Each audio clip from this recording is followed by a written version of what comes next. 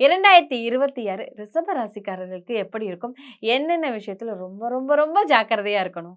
2026 பொறுத்தவரை பயனடையக்கூடிய ராசினா அது ரிஷபம். ஆஹா. ஏன்னா ம். 10ஆம் இடத்துல பாக்கியஸ்தானத்துல இருந்து 11ஆம் இடத்துல குருமனையில ம். பகவான் ஏறி உட்கார போறார். ம்.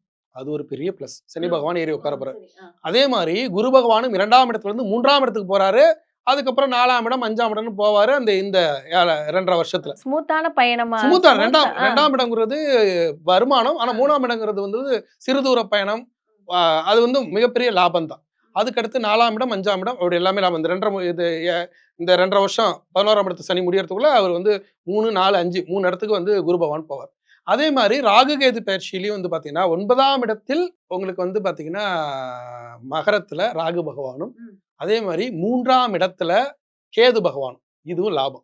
அப்ப லாபம். எல்லாம் சேர்ந்து அவங்களுக்கு லாபத்த குடுக்கும்போது ரிஷபராசிக்காரர்களுக்கு. ஆனா அவங்க என்ன எச்சரிக்கையா இருக்கணும்னா, ஃபர்ஸ்ட் தொடங்கும்போது 2026 தொடங்கும்போது இப்பயே அவங்களுக்கு நல்லது நடக்க ஆரம்பிச்சுட்டு இருக்கும். முன்னாடியே. ஆமா, இப்பயே உங்களுக்கு தனகாரகனா குரு நல்லா தானே இருக்காரு. இப்பயே நல்லா இருக்கும். அடுத்து சனி பகவான் குடுப்பாரு. ஆனா குரு பகவான் 3ஆம் இடத்துக்கு போய் சில வாய்ப்புகள தடுப்பாரு. அப்ப எல்லாத்தையும் திட்டமிட்டு ஏன்னா நல்லா புரிஞ்சுக்கோங்க. இது உங்களுடைய மிக முக்கியமான காலம். 2026 முடிஞ்சு 28 கடைசியில 26, 27 முடிஞ்சு 28 கடைசியில 7.5 தொடங்கும். அதனால சனி பகவான் குடுத்துட்டு தான் உங்களுக்கு 7.5 புடிப்பாரு.